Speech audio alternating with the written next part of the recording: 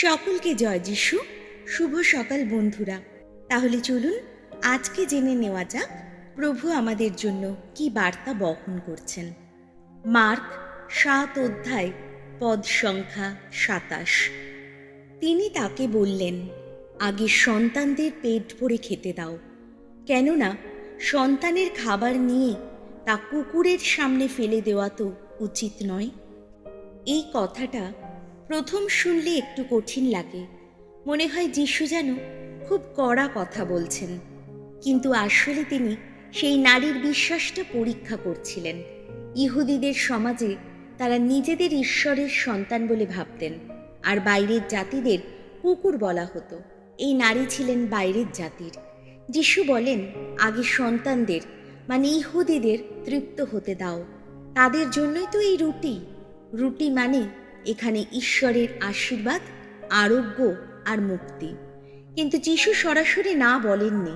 তিনি যেন সেই নারীর হৃদয়ের গভীর বিশ্বাস আর নম্রতা দেখতে চাইছিলেন।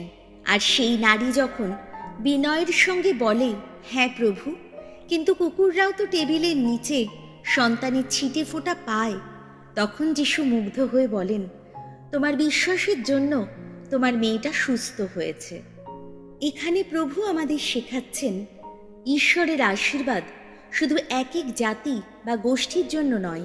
যারা বিনয়, ধৈর্য আর বিশ্বাস নিয়ে আসে, তারা ঈশ্বরের আশীর্বাদ নিশ্চয়ই পায়।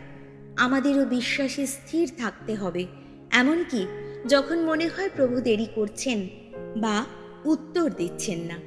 প্রভু কখনো কাউকে ফিরিয়ে দেন না, তিনি শুধু দেখেন আমরা কতটা বিশ্বাস করি আর তার প্রতি আমাদের হৃদয় কতটা বিনম্র।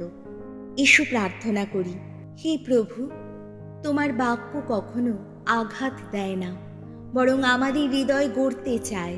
আমার মধ্যেও সেই নারীটির মতো বিশ্বাস দাও, যে বিনয়ের সঙ্গে অপেক্ষা করতে জানে, ছিটে ফোঁটার মধ্যেও তোমার অনন্ত ভালোবাসা খুঁজে পায়। যখন মনে হয় তুমি উত্তর দিচ্ছ না, তখনও যেন আমি হাল না ছেড়ে তোমার কাছেই লেগে থাকি। আমার মনকে বিনয় দাও, চোখে দাও বিশ্বাসের আলো। আমার হৃদয় যেন বলে ওঠে, প্রভু, আমি জানি তুমি কখনো ফিরিয়ে দাও না।